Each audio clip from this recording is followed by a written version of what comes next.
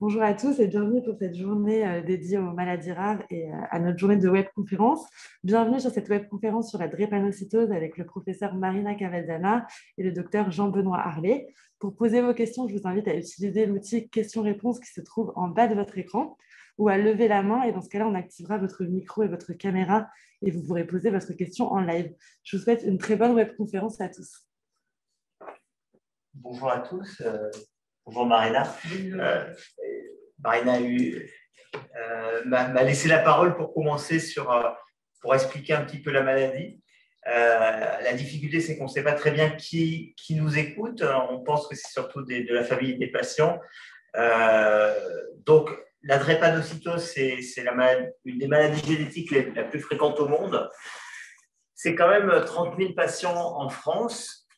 Il faut savoir qu'il y en a, le pays où il y a le plus de patients drépanocytaires, c'est l'Afrique et l'Afrique subsaharienne. Et en Afrique, on estime à peu près à 15 millions le nombre de patients drépanocytaires.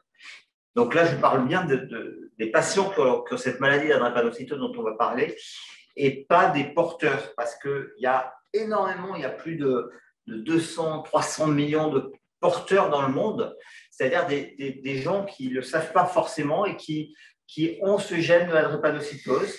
On dit qu'ils sont AS, et quand deux porteurs se rencontrent et ont des enfants, donc deux AS, eh ben, ils ont une chance sur 4 d'avoir un bébé qui a cette maladie, la drépanocytose. Alors, qu'est-ce que c'est la drépanocytose? C'est une maladie génétique qui touche l'hémoglobine. Et l'hémoglobine, c'est le constituant principal du globule rouge. Le globule rouge sert à oxygéner les tissus et c'est une des cellules les plus importantes du sang.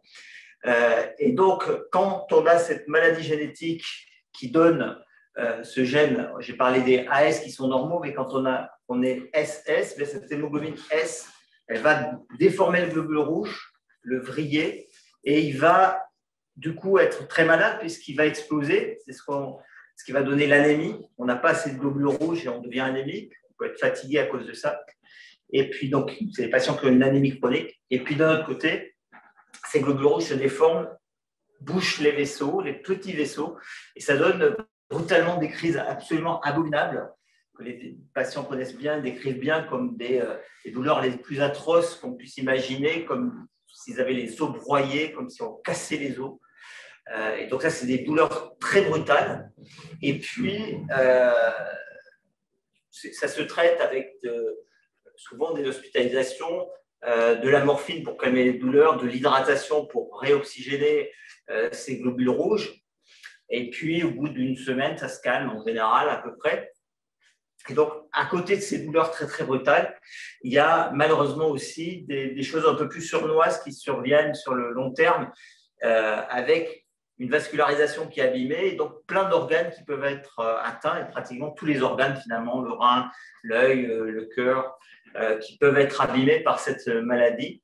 Et donc, on peut se trouver avec des patients à l'âge adulte qui ont des problèmes d'insuffisance rénale, par exemple, ou d'insuffisance cardiaque, et ça pose un certain nombre de problèmes. Ce qu'il faut savoir, c'est que ça se déclare très tôt dans la vie, c'est une maladie génétique, et donc dès l'âge de 6 mois, 1 an, on s'aperçoit que ces bébés ont la drépanocytose parce qu'ils font des crises, et ces fameuses crises de douleur, ils se mettent à pleurer, ils ne sont pas bien. Et donc, c'est une maladie qu'on s'est diagnostiquée très tôt, souvent même en France, dès la naissance, parce qu'on fait un test de dépistage dans les familles à risque, qui sont d'origine soit caribéenne, les Antillais, soit africains. Voilà, il faut savoir qu'on a maintenant beaucoup de traitements, enfin non, je ne dirais pas beaucoup de traitements, on a un traitement majeur de cette maladie qui s'appelle l'hydroxyurée, il y a 2 noms, c'est l'hydrea ou le cyclos, et ça pour la majorité des patients qui sont SS, ça réduit le nombre de crises, ça augmente considérablement l'espérance de vie. Et donc, c'est un élément majeur du traitement. Et il y a des patients qui vont excessivement bien avec ce traitement-là. Donc, c'est un traitement de base, de fond de cette maladie qui permet de calmer la maladie et de permettre que les gens vivent bien, se développent, aillent à l'école normalement et fassent peu de ces fameuses crises. Donc, ça, c'est un point essentiel. Et dans les pays industrialisés, on a ce médicament très, très facilement. En Afrique, c'est un autre problème parce qu'il faut le payer et l'accès à ce traitement est malheureusement pas facile à avoir en Afrique. Et puis, il y a des nouveautés thérapeutiques avec des nouveaux médicaments. J'en parlerai que d'un qui vient d'arriver sur le marché, qui s'appelle le crizanlizumab, qui est des perfusions dans les veines, qui diminue aussi le nombre de crises. Alors, il faut venir à l'hôpital pour être perfusé tous les mois. Mais c'est une avancée parce que pendant 20-30 ans, on n'avait que ce premier traitement pour calmer la maladie. Et puis, il y a aussi des espoirs thérapeutiques pour guérir la maladie. Et on a la chance d'avoir Marina Cavazana qui dirige la biothérapie à Necker, puis un laboratoire ici à Imagine, et qui a été, je pense, la pionnière, une des pionnières, on va dire, en tout cas, de la thérapie génique. Et du coup, je lui laisse la parole pour nous parler de ces traitements curateurs de la drépanocytose. Merci beaucoup, Jean-Benoît. Merci à vous tous qui vous prenez le temps un dimanche après-midi ensoleillé. Et avant, probablement, c'est probablement les derniers week-ends avant qu'on soit de nouveau fermé. Donc, merci d'être là et de nous écouter et de nous poser vos questions. Juste une petite parenthèse avant de vous parler des traitements sophistiqués. Je voudrais quand même vous dire qu'on a la chance, aussi bien Jean-Benoît que moi-même, de travailler dans un campus unique pour la prise en charge de cette maladie, car nous avons d'abord les outils génétiques pour les diagnostics moléculaires à l'Institut Imagine, avec une consultation qui s'enrichit dans les dernières années grâce à l'aide de la région Île-de-France d'un consultant en génétique capable de recevoir les familles à risque et de les adresser aux généticiens ou capables de faire un diagnostic prénatal. Ensuite, nous avons une cohorte de référence de prise en charge des enfants avec la drépanocytose. Nous avons le professeur Marianne de Montalembert qui a une expérience de plus de 20 ans sur cette maladie. Et là aussi, elle est entourée d'un certain nombre de généticiens capables de caractériser tous les gènes qui peuvent modifier les comportements de l'expression clinique de cette maladie. À Imagine encore, il y a une équipe de recherche très avancée qui est dirigée par Anarita Micho, qui travaille sur le gene editing pour améliorer la prise en charge de cette maladie. Une équipe de recherche du professeur Hermine qui essaye de mettre au point de nouveaux médicaments. Et puis, on a aussi mon département qui a la croisée des chemins entre les diagnostics, l'innovation thérapeutique et la prise en charge de ces patients, avec un centre de référence qui est à la fois centre de référence pour les femmes enceintes drépanocytaires, mais aussi des prises en charge des jeunes et des adultes avec cette pathologie. Tout ça pour vous dire que dans les années, cette maladie qu'on a appris à connaître bien dans les dernières 20 ans finalement, parce qu'on ne la connaissait pas pour les raisons que Jean-Benoît vient d'illustrer, c'est une maladie pour laquelle on a construit un réseau de prise en charge qui va du diagnostic à la thérapie la plus sophistiquée. Et ça, je pense que pour les patients, c'est extrêmement important. Alors, avant encore de vous parler de la thérapie génique, je voudrais quand même vous dire que les traitements de choix de cette maladie est la greffe des cellules souches allogéniques à partir d'un frère ou une sœur de la fratrie compatible avec les patients. C'est un traitement qui a été initié vraiment de façon très volontaire par les docteurs François Bernaudin à Créteil, avec lequel je rends tout le mérite pour avoir été une pionnière vraiment et avoir poussé les cliniciens qui prenaient en charge cette maladie, qui de façon un peu naïve et très pensait que cette maladie était une maladie dont on savait tout et pour laquelle les pronostics vitaux n'étaient pas engagés. Par contre, c'est une maladie hyper grave, dévastante. Les pronostics vitaux est engagé à chaque syndrome thoracique aigu et l'espoir de vie des patients avec drépanocytose ne dépasse pas les 50 ans, ce qui est très rare aujourd'hui pour une maladie héréditaire. Donc, le travail de Françoise Bernoda est extrêmement important pour pousser les pédiatres et les adultes aujourd'hui à greffer autant que possible et le plus tôt possible les patients avec cette maladie. Les progrès dans les dernières 20 ans sont considérables. On retient qu'un enfant ou un adulte qui ont la chance d'avoir un membre de la famille compatible a une probabilité de survie avec guérison de la maladie qui est aux alentours de 90%.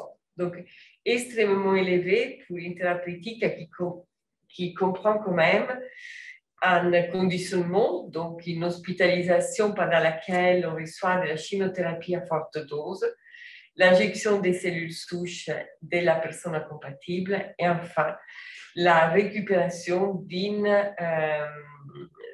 fabrication de globules rouges tout à fait normale. Il est vrai qu'aujourd'hui, à cette arme thérapeutique, du fait que simplement entre 25 et 30% des patients atteints de cette pathologie ont la chance d'avoir un donneur compatible, on travaille depuis les débuts des années 2000, donc ça fait 20 ans pratiquement, à mettre au point des solutions alternatives. La solution alternative qui nous est venue à l'esprit pour des travaux qui nous ont précédés consiste à corriger génétiquement, on est dans l'Institut de maladies génétiques, donc on fait aussi de la médecine moléculaire, d'introduire dans les cellules souches malades une copie normale des gènes de la globine, des gènes bêta de la globine, et essayer de restaurer autant que possible une fabrication de globules rouges normale. D'autres technologies aujourd'hui arrivent en clinique, elles sont les gene editing, et nous on a le plaisir d'être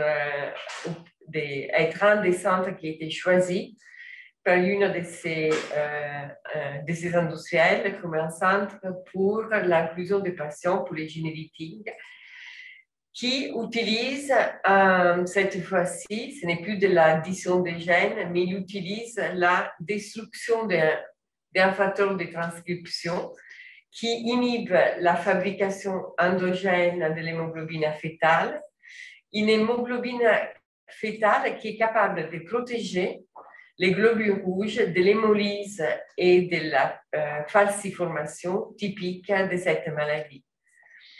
Et je pense que c'est le premier essai de gene editing pour lesquels a été reporté en décembre à l'âge 3 patients traités, 3 patients qui vont bien et qui ont récupéré 50% de production d'hémoglobine F. Et donc, l'autre 50% est formé par l'hémoglobine S. Donc, voilà un peu les progrès. Malheureusement, cette conférence arrive à 2 semaines en retard par rapport à j'aurais été beaucoup plus enthousiaste à vous parler de la thérapie génique si on était 2 semaines plus tôt. Mais à 2 semaines près, une communication a été faite par les sponsors de l'étude clinique la plus imposante concernant cette maladie, qui a déclaré la survenue de 2 effets adverses graves chez 2 patients traités par adultes, traités par thérapie génique dans le cadre de la drépanocytose. On n'a pas aujourd'hui encore beaucoup d'informations, mais ces essais aujourd'hui sont en arrêt complet. Voilà un peu les choses que je voulais vous raconter. Je pense que vous avez beaucoup de questions et on est prêt à y répondre. Alors, merci beaucoup. Du coup, effectivement, on va passer aux questions avec une première question de Florence Porteboeuf qui demande Comment expliquer que certains patients drépanocytaires aient également un tableau psychiatrique? Est-ce la conséquence directe des douleurs très fortes et itératives? C'est compliqué à répondre. Il y a une partie qui est liée à ça, hein. C'est vrai que d'avoir des douleurs atroces qui se répètent depuis l'adolescence, bah, ça marque beaucoup et ça laisse des traces. Mais il n'y a pas que ça. Il y a parfois le milieu socio-culturel qui est difficile. Quand vous vivez dans 30 mètres carrés, que vous êtes 8 à la maison, c'est compliqué aussi. Et ça peut être une cause de troubles psychiatriques. Et puis, chez certains patients, il y a des atteintes cérébrales liées à cette mauvaise oxygénation du cerveau qui fait que ça peut aussi favoriser ces troubles psychiatriques. Donc, il peut y avoir des troubles psychiatriques. C'est quand même pas la majorité des patients. Heureusement, c'est pas un marqueur fort de cette maladie, quand même, les troubles psychiatriques. Merci. Une autre question. Est-il possible de connaître exactement ou à peu près le nombre de patients drépanocytaires, entre parenthèses non porteurs du trait drépanocytaire, dans le monde? Alors, c'est une très bonne. Alors, dans le monde, ce qu'on sait dans les dernières études épidémiologiques, on considère que 7% de la population mondiale est porteuse de la trait drépanocytaire. Donc, 7% selon les dernières estimations. Et que plus d'1 million de femmes dans le monde qui, en âge fertile, sont porteuses du trait drépanocytaire. Donc, ce sont des chiffres énormes. Ce qui nous a porté, il y a 2 ans, 3 ans de ça, à essayer grâce à la filière drépanocytaire, maladie rare, d'essayer d'informer tous les parents d'enfants qui naissent avec un trait drépanocytaire, du fait que leur enfant est porteur. De façon qu'il y a une information de plus en plus importante et une éducation des personnes à risque pour que cette information arrive à l'âge de la puberté et de la procréation et essayer autant que possible de faire de la prévention active de cette maladie. Merci beaucoup. J'apporte une précision, si tu permets. Sur le nombre de patients eux-mêmes, on va parler des porteurs, c'est très important pour la prévention. Le nombre de patients, c'est assez compliqué, on n'a pas le nombre précis, mais l'estimation, c'est entre 15 et 20 millions. Vraiment autour de 20 millions de patients drépanocytaires hors des porteurs dans le monde. D'accord. Merci beaucoup. On a une question qui va être posée à l'oral. Alors, la personne qui a un pseudo ILHEGP, on va vous donner la parole. Normalement, si vous activez votre micro, vous pouvez poser votre question à l'oral. Oui, c'est Madame Appé. Merci. On vous entend. Oui, moi, je voulais savoir comment on sait qu'on est drépanocytaire.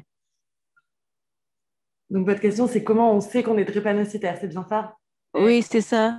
Merci. Malheureusement, les symptômes sont tellement sévères et la douleur tellement forte et les crises hémolytiques peuvent être tellement responsables d'une diminution grave des globules rouges que vous arrivez à l'hôpital avec ces symptômes et le diagnostic est fait très rapidement. Et les symptômes cliniques sont tellement clairs et tellement bien connus que le diagnostic est même posé avant la confirmation moléculaire. Effectivement, on peut diagnostiquer facilement après on a une suspicion sur les signes et puis on fait une prise de sang. On peut voir très facilement avec ce qu'on appelle l'étude de l'hémoglobine, l'électrophorèse de l'hémoglobine. On peut avoir vraiment une indication très forte. Et puis sinon, on passe à un test génétique qui ne se fait pas de façon courante en Afrique. Mais en Afrique, on peut très bien faire ce test de l'étude de l'hémoglobine. Donc, le diagnostic, il est assez facile à faire par rapport à d'autres maladies génétiques. Merci beaucoup. On a deux autres questions à poser à l'oral. On va donner la parole à Quadjan. Donc, normalement, si vous activez votre micro, vous pourrez également poser votre question à l'oral. On vous écoute.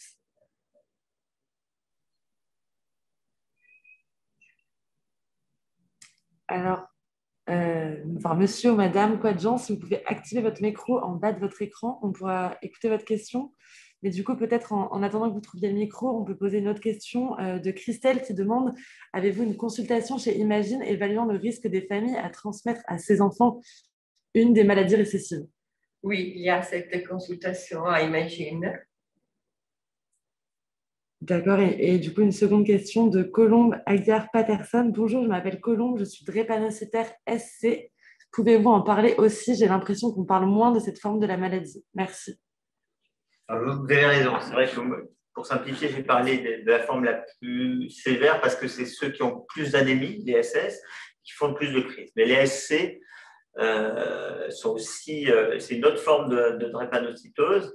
On a acquis le S dans des parents et le C dans notre parent. Si on avait acquis deux C, ça marche, ça fait CC, ça ne donne pas la drépanocytose. Pour avoir la drépanocytose, il faut automatiquement avoir un S hérité d'un des parents. Et après, ça peut être SS ou par exemple SC. Et donc, les patients SC sont moins anémiques, ils font moins de crises et forcément, c'est moins grave. Donc, ils ont une espérance de vie beaucoup plus importante que les autres, ce qui fait que les thérapeutiques un peu nouvelles, curatives dont on a parlé, qui ont aussi leur effet secondaire, ne s'appliquent pas tellement à cette population-là, les SC. Mais néanmoins, les SC, ils font aussi des crises. Et ils font certaines complications chroniques dont j'ai parlé un peu en fond sans bien le sentir, et notamment particulièrement des atteintes de l'œil, ce qu'on appelle la rétinopathie. C'est pour ça qu'il faut faire des fonds d'œil régulièrement. Parfois, il faut faire du laser pour éviter parfois de perdre la vue. Et puis, ils font des atteintes des hanches.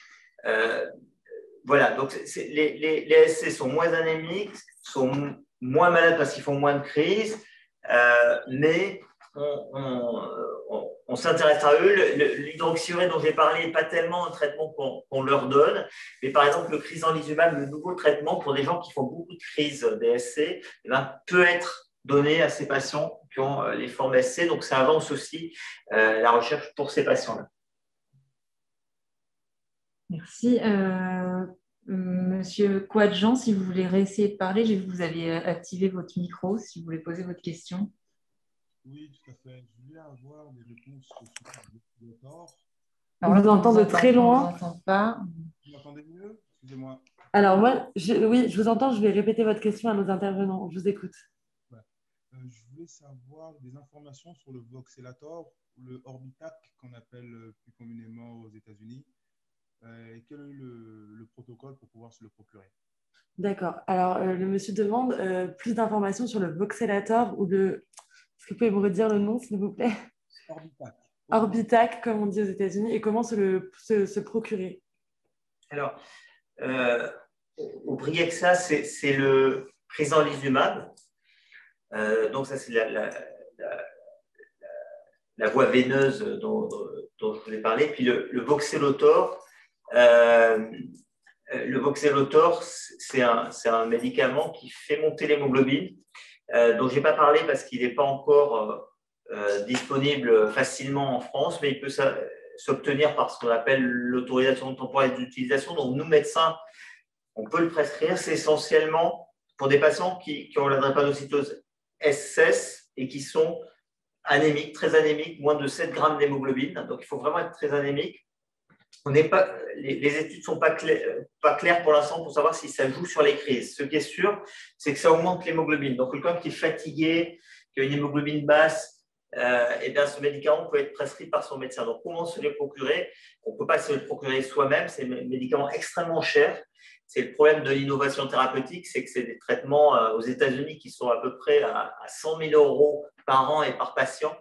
Donc, on ne peut pas les avoir comme ça. C'est une décision auprès de votre médecin responsable de la drépanocytose. Il faut lui en parler si vous avez bien sûr des questions sur ces traitements. Et le Voxelotor s'obtient de façon un peu compliquée le crizanlizumab plus facilement, entre guillemets, maintenant, puisqu'il a l'autorisation de mise sur le marché. Mais c'est réservé, c'est quand même de la voie intraveineuse et c'est réservé à certains types de malades. Ce n'est pas tous les malades qui peuvent en bénéficier parce que tous ne nécessitent pas ce traitement. Merci. Et une dernière question, c'est que pourquoi tous les nouveaux médicaments sont des anticorps monoclonaux? Cela permet, je voulais avoir un peu plus d'informations sur ça. Alors, je vous remercie pour votre réponse et vous demande pourquoi tous les médicaments sont des anticorps monoclonaux, c'est ça? Oui, tout à fait. Merci beaucoup. Désolée, je vous entends très mal. C'est une bonne question, ça. Alors, ce n'est pas tout à fait vrai parce que justement, le voxelotor, ce n'est pas un anticorps monoclonal. L'anticorps monoclonal, forcément, il faut le mettre par voie veineuse ou par voie sous-cutanée. Le voxelotor, ça se prend par la bouche et c'est une petite molécule qui interagit avec l'hémoglobine S pour la stabiliser. Et donc là, ce n'est pas du tout un traitement un peu comme l'hydroxyurée. Qui a rien à voir avec les anticorps monoclonaux. Et ensuite, donc l'autre, le crizanlizumab, c'est un anticorps monoclonal. Et pourquoi? Parce que on a voulu bloquer une molécule très spécifique qui bloque l'adhérence, c'est-à-dire il y a des globules rouges et des globules blancs qui collent trop au vaisseau dans cette maladie. Et donc, on a trouvé la molécule qui colle, et donc avec les anticorps monoclonales, ces anticorps, c'est comme des flèches qui vont bloquer cette liaison. Et pourquoi un anticorps monoclonal? Parce qu'en fait, c'est une très très bonne moyen qu'on a développé pour plein de maladies pour bloquer une molécule particulière. Donc, du moment qu'on voit qu'une molécule est impliquée dans la physiologie de la maladie, on se dit, tiens, on va bloquer cette molécule-là. Et on a eu la chance que le traitement marche en l'occurrence. Je vous remercie. Merci beaucoup. Merci. On a une autre question orale d'une personne avec un pseudo avec plusieurs chiffres qui commence par 891. Je vous permets de parler si vous voulez activer votre micro et poser votre question.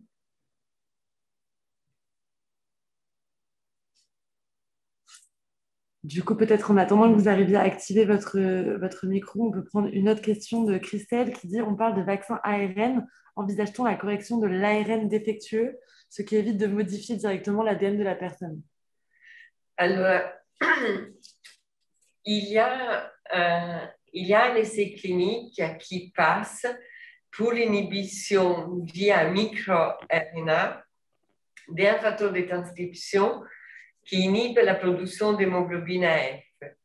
Mais malheureusement, la façon dont cet ARN est véhiculé de façon stable à l'intérieur des cellules qui produisent les globules rouges implique que ce soit intégré de façon stable dans l'ADN de la cellule.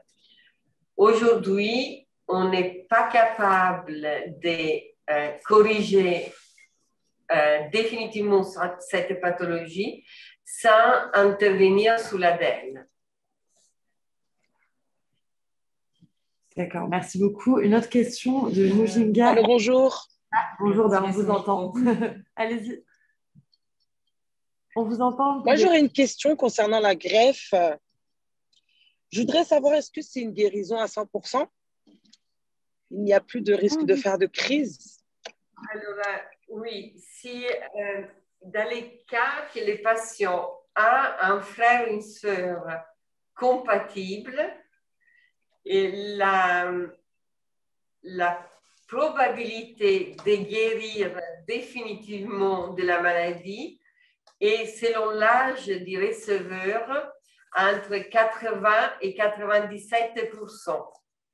La différence est surtout liée à l'âge du patient. Plus la greffe est faite précocement, plus la probabilité de guérir est supérieure à 90%.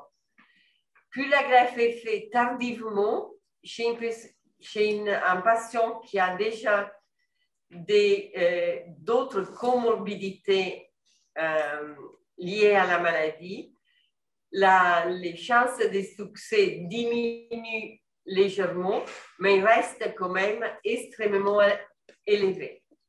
Et c'est une guérison, pour ce qu'on sait aujourd'hui, qui est définitive Donc, les patients ne font plus des crises. Ils peuvent en fait pendant 6 mois avoir des douleurs, mais qui ne sont plus des vraies douleurs de crise, parce qu'il faut le temps que le corps se réhabitue à cette nouvelle vie, on pourrait dire comme ça. Et ça, on voit ça surtout chez les adultes, où c'est parfois un peu difficile. Des gens qui ont eu beaucoup de crises, ils ont parfois encore des douleurs qui peuvent ressembler à des crises, mais en réalité, une fois qu'ils sont guéris, ils sont guéris, effectivement. Très bien, merci bien. Merci à vous. Merci. Nouvelle question. Dans le cas d'une FIV, est-ce qu'on sélectionne uniquement les embryons AA ou aussi AS? C'est une question pointue. Belle question.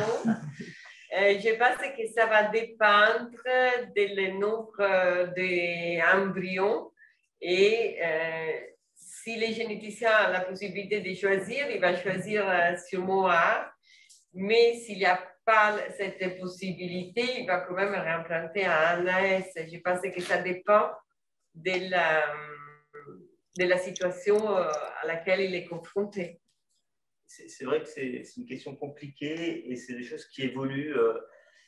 Donc moi, je n'ai pas réétudié la question récemment, mais il y avait, j'avais eu un topo d'une spécialiste sur la question il y a quelques années, pas très très longtemps non plus, mais où c'était compliqué de faire le test et de ne pas réimplanter même si le bébé était malade, ce qui pose des questions complexes. Ce qu'il faut savoir, c'est que dans tous les cas, on peut faire le diagnostic de la maladie, savoir si le bébé est SS ou pas, très tôt, au bout de 3 mois de grossesse. Et si le bébé est malade, à le gène, on peut faire une interruption médicale de grossesse. Après, c'est vrai qu'on se dit, si on fait une FIV, c'est logique de ne pas réimplanter les œufs, mais c'est compliqué, je crois, légalement. Il y a des choses complexes là-dessus et ça évolue. Donc, moi, je ne connais pas les dernières notions sur le sujet. Merci beaucoup. On a une autre question de Rachel Mario qui demande quel est le lien entre drépanocytose et AVC. Et AVC. Et l'AVC, est-ce qu'il y a bien oui. Effectivement, il y a un lien. Alors, les liens est toujours basé sur la même physiopathologie. Les globules rouges, une fois qu'ils sont désoxygénés, dans les capillaires et dans les vénules post-capillaires, ils peuvent précipiter dans des espèces d'amas, des globules rouges, neutrophiles et plaquettes, et faire ce que le professeur Harley a dit, une occlusion des vaisseaux. Cette occlusion est aiguë et peut intéresser n'importe quel organe, y compris le cerveau, où il y a des infarctus cérébraux. Et la thérapeutique est toujours la même si il est vrai qu'un patient qui a fait un accident vasculaire cérébral est mis immédiatement sur un programme d'échange transfusionnel pour protéger les cerveaux et pour prévenir la récurrence de ces accidents vasculaires.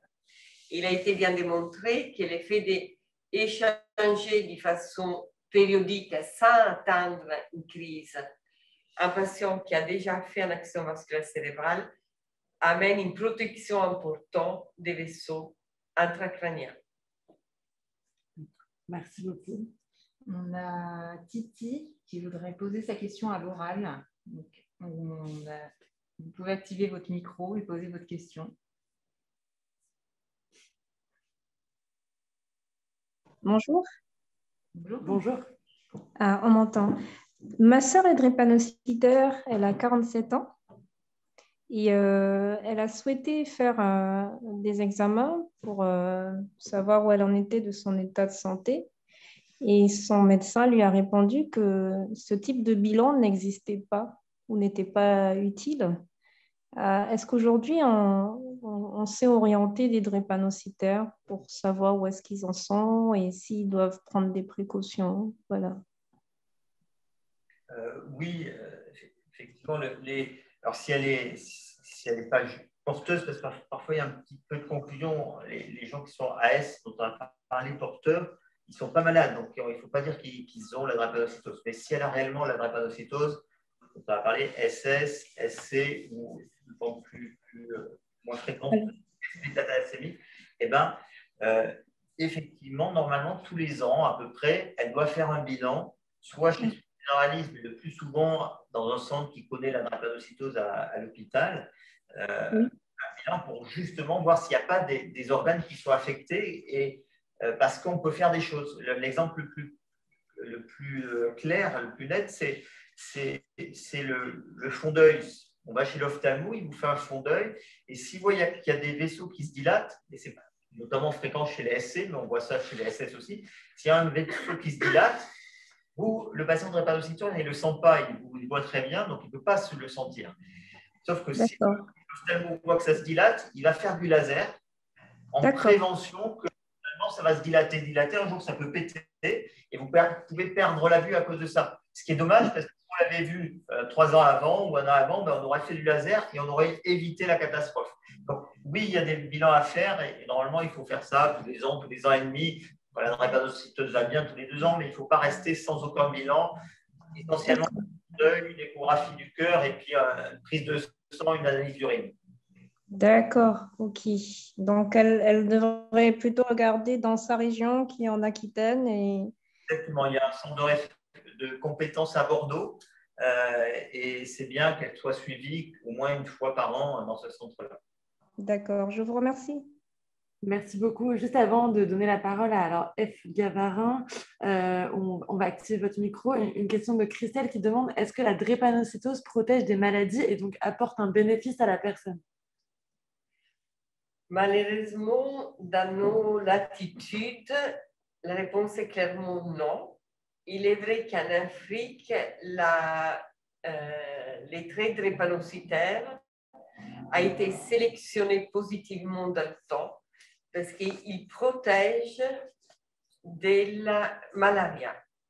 Les globules rouges drépanocytaires ne laissent pas rentrer les parasites responsables de la malaria.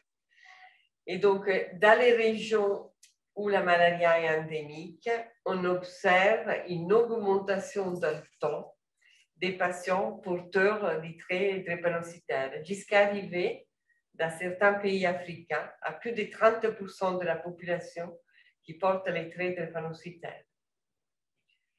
Mais à part la malaria, je ne connais pas d'autres maladies infectieuses, éventuellement, pour lesquelles la drépanocytose constituerait une protection. Et en général, elle est plutôt une maladie dévastatrice qu'une maladie protectrice.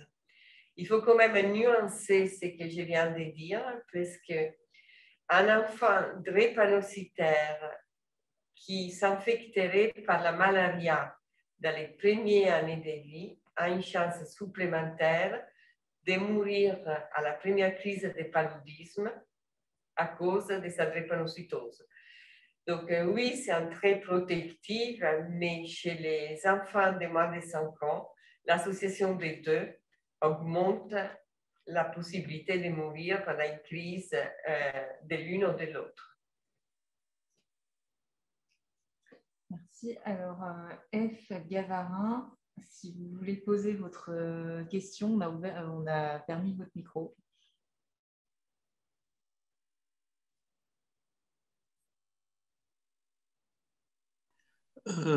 Est-ce que... Oui. Qu'est-ce qui oblige l'hémoglobine de chuter lorsqu'on a un taux? Enfin, moi, je prends mon cas qui est drépanocytaire SS. J'ai un taux d'hémoglobine qui est à 6. Et c'est beaucoup de difficultés que ça reste toujours, ça varie toujours, ça chute. Qu'est-ce qui oblige cette dégradation? Vous m'avez entendu? Oui. En réalité, on connaît certains facteurs qui brutalement peuvent faire baisser l'hémoglobine. Le paludisme, une infection virale, ça peut faire brutalement baisser l'hémoglobine. Vous passez de 8 à 6. Mais ce qui est étonnant et qu'on n'explique pas très bien, c'est pourquoi SS, la forme plus grave, pourquoi il y en a qui ont 6 grammes, 5 grammes de base, pourquoi il y en a qui ont 9, ça on ne sait pas, il y a probablement des facteurs génétiques. Et puis sur le long terme, il y a aussi d'autres facteurs qui interviennent, et notamment par exemple quand on a une insuffisance rénale qui s'installe, quand le rein ne fonctionne pas bien, il ne fabrique pas beaucoup d'érythropoïétine, et alors qu'on avait vécu toute sa vie jusqu'à présent avec 8 grammes d'hémoglobine, ben là on peut se retrouver avec un taux qui baisse et qui est à 6 grammes. Mais on va dire pour quelqu'un qui naît avec la drépanocytose SS, pourquoi il y en a qui sont à 5, 6 ou 9 grammes de base, on connaît certains facteurs, mais pas tous, et il y a une part génétique associée probablement qui est là. Merci. Merci. Peut-être une question de Abbas Jaber. Que pensez-vous des nouvelles techniques d'ARNM, d'expression transitoire du gène d'intérêt, et est-ce que cela peut être envisagé pour la drépanocytose? Malheureusement,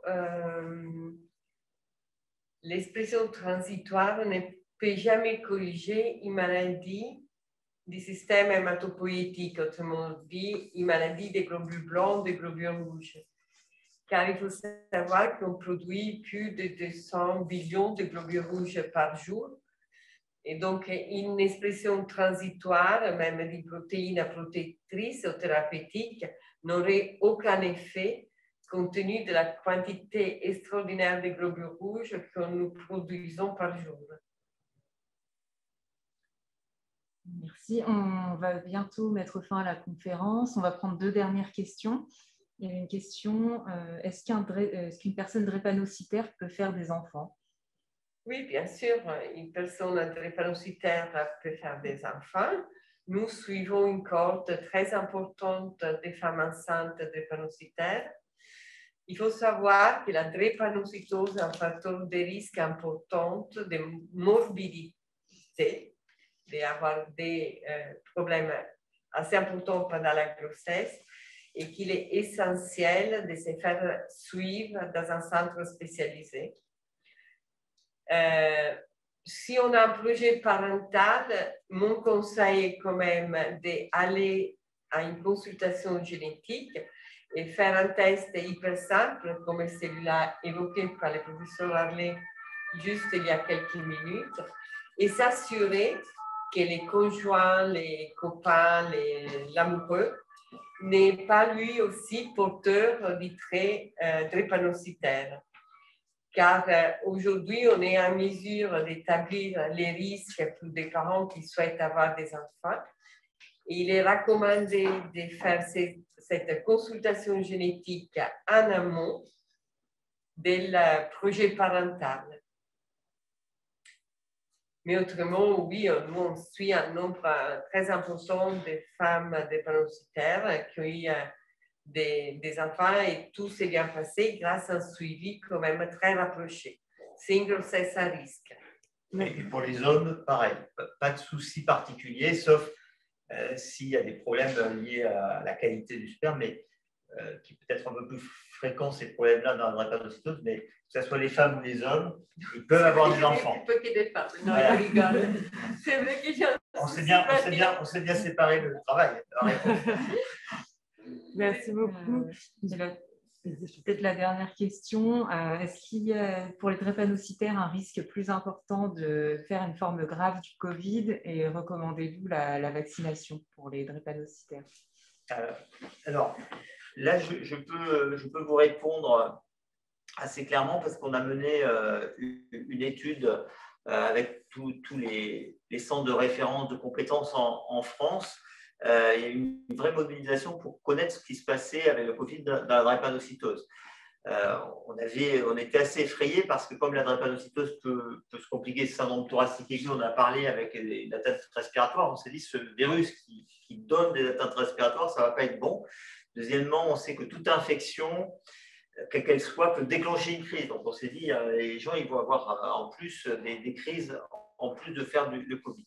Bon, ce que je peux vous dire, c'est que les plus de 45 ans drépanocytaires sont à risque, vraiment, et ils font plus de formes graves de Covid que la population générale. Donc, clairement, il faut vous faire vacciner. Et aujourd'hui, la bonne nouvelle, c'est que les plus de 45 ans, c'est notre étude, mais on va dire au moins les plus de 50 ans, vous pouvez vous faire vacciner auprès de votre médecin généraliste avec le vaccin AstraZeneca. Donc, vraiment, allez-y parce que c'est hyper important. Vous êtes beaucoup plus à risque que la population générale qui est déjà, bien sûr, à risque plus on avance en âge. Pour les moins de 45 ans, la recommandation générale, ça va être de se faire vacciner. Vous n'êêtes pas encore dans les ultra prioritaires, mais il faudra que les drépanocytaires se fassent vacciner.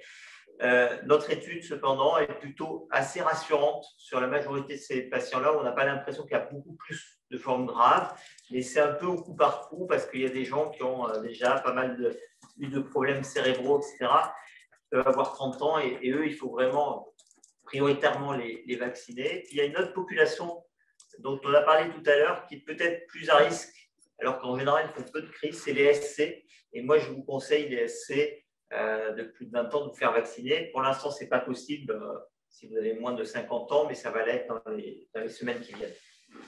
D'accord, merci beaucoup. Et vraiment la dernière question, afin qu'on puisse rester dans un bon timing pour la dernière conférence ensuite. On nous demande, dans ma famille, je suis la seule personne qui est drépanocytaire. Pourquoi? Parce que les traits drépanocytaires, la drépanocytose est une maladie autosomique récessive. Donc, ça veut dire que les deux parents ont quand même les traits hétérozygotes et que la probabilité d'avoir un enfant atteint, c'est 1 sur 4. Et malheureusement, la vie a fait que c'est moi elle qui est atteinte. Mais s'il y a d'autres membres de la famille, frères et sœurs, surtout pas atteints, la bonne nouvelle, ça serait qu'il faut chercher s'ils sont compatibles avec la patiente et avoir une greffe des cellules souches à but curatif, définitif. D'accord. Merci beaucoup. C'est là-dessus qu'on va clôturer cette conférence sur la drépanocytose. Merci à nos intervenants et merci à vous de nous avoir suivis. On vous invite à rester pour la conférence de 16 heures pour ceux qui seront intéressés par les troubles neurodéveloppementaux, déficiences intellectuelles et anomalies génétiques. Pour les autres, on vous souhaite une bonne après-midi et un bon dimanche. Merci beaucoup. Au revoir. Au revoir.